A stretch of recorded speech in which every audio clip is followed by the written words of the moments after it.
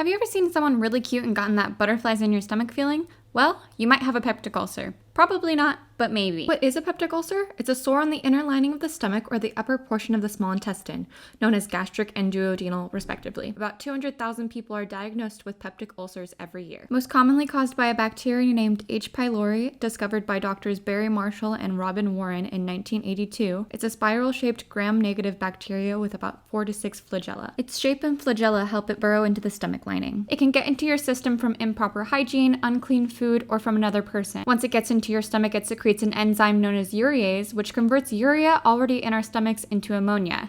It's essentially like this bacteria is peeing all over the inside of our stomachs to neutralize the pH and make it nice and homey for itself. Other causes of peptic ulcers are long-term use of non-steroidal anti-inflammatory drugs. Examples of this include ibuprofen and Aleve, smoking tobacco, or high levels of alcohol intake.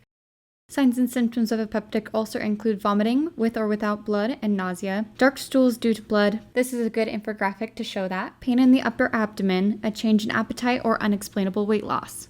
People who believe they may have a peptic ulcer should go to their primary care doctor. If there's a high likelihood of you having a peptic ulcer, they'll schedule a CT scan or a gastroscopy, otherwise known as an endoscopy. This means a camera going down your throat and taking pictures of your stomach and upper intestines.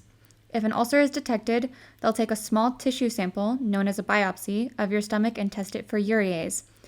This is known as a rapid urease test, or CLO test. A reminder, H. pylori secretes urease, so the test will turn a magenta color if present. If the presence of H. pylori is detected, chemotherapy will be administered. Sometimes known as the mnemonic, please make tummy better. Yes, I'm serious. It's a proton pump inhibitor, metronidazole, tetracycline, and bismuth. Make sure to finish your antibiotics, as H. pylori is very good at developing antibiotic resistance. If an ulcer was found but the urease test results in a negative, your doctor will more than likely recommend a change in pain medication if that was the cause. Antacids to lower the acidity of your stomach, medications to protect your stomach lining, acid blockers to reduce acid production. So with all of that said, wash your hands.